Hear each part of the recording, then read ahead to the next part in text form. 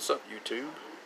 It's your boy Ian Wood, aka Head One. It's my first ever post on YouTube, so I hope it's gonna be a good one. Today is my 5-year anniversary for being sober. I had 24 years of not being sober, so this is a milestone, I guess you'd say. You know, I just wanted to share a little bit about my story and hope that maybe it helps somebody else out down the road. So I had issues growing up, like a lot of people did. I came from a broken home. You know, my parents both were users of drugs, so it wasn't something that was new to me. But that first time that I did alcohol, put it to my lips, it made me feel like the person that I wanted to be in my life. That's what they say in the rooms. They say that it makes you feel like you're normal. And that's what it did for me. Made me feel normal. Made me feel like I could go around and act like the person that I wanted to be when it was not, when normal life, I didn't feel like I fit in. But in all actuality, I did fit in. I had tons of friends, and when it came to doing things that I wanted to do, like talking to girls and stuff like that, I didn't feel like I could do it. But when I started drinking, that wasn't an issue. So once that happened, I felt like I was good. And then I started doing other stuff. We started smoking pot, and started drinking more, started smoking pot, and then it was on to other things like LSD.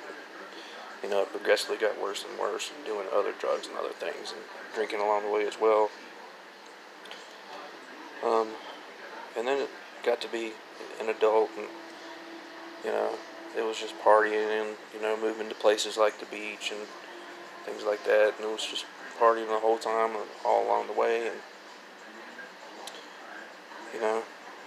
never really got too bad because I was in the restaurant business, so I got paid every day. So if I needed money, I always had it. So I never had to steal. I always had money in my pocket, so it wasn't like I was a terrible person, I thought, but I was ruining my own life.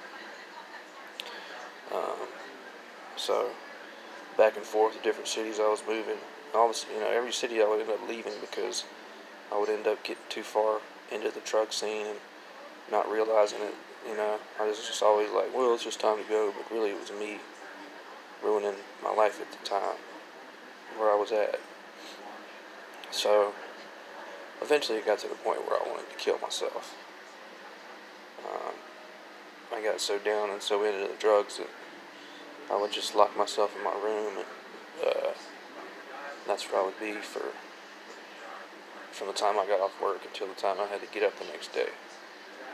And this eventually snowballed, where I was sitting in my room one night with a pile of Molly and a 24-pack of beer.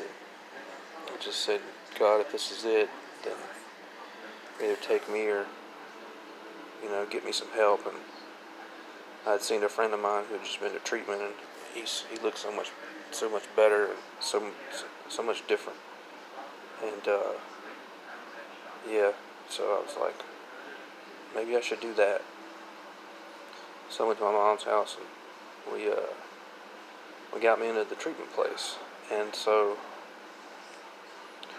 started in there, and I told myself, I was like, I'm gonna go in there and do exactly what they tell me to do.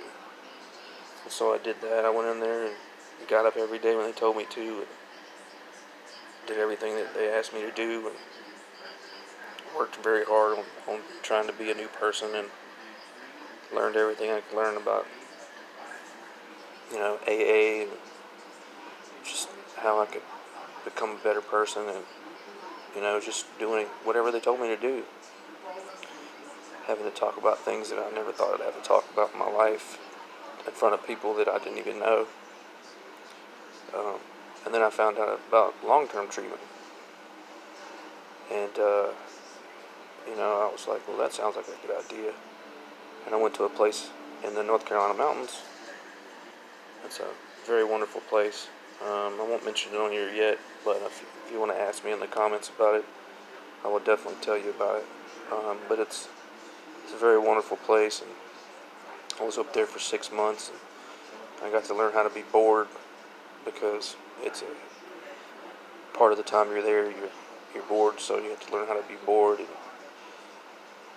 that's usually an excuse to do drugs or drink a lot, is when I'm just bored, you know. So, not that there's never an excuse when you're an alcoholic or a drug addict. So, but yeah, there's a lot, man. It's it's a process that takes some time and takes some getting used to. People say that they can't do it, they don't feel like they can do it, and you know, but there's always a way if you're willing to do the work and put in the effort. You care about yourself, and that's what it's all about. Doing it for yourself. And when I came out of the place I was in, I was a totally different person, and that was a long time ago. Now it's 5 years, and I'm still not exactly where I want to be in my life, but I'm definitely the person I want to be. Uh, yeah, I want to. If there's any questions that you have, or if you want to just talk to me, hit me up on here, and we'll do some questions and stuff. And if you want me to do some more videos about this, and you think that I wasn't thorough enough, which I really am not right now. I mean, I definitely want to do some more, so we can start something going on. So just let me know in the comments, and I'm all about it, man. We start a recovery deal, and people need to talk more about this kind of stuff, because it's a big deal. So, yeah. I'm going to try to, I don't know what I'm going to name this thing yet, but we'll figure it out. So I hope you guys are having a great Sunday. And, yeah, man. Like I said, I wasn't super thorough, but I've never done one of these before, so maybe we'll do another one soon, and we'll go from there. Alright, y'all. Have a good one. Peace.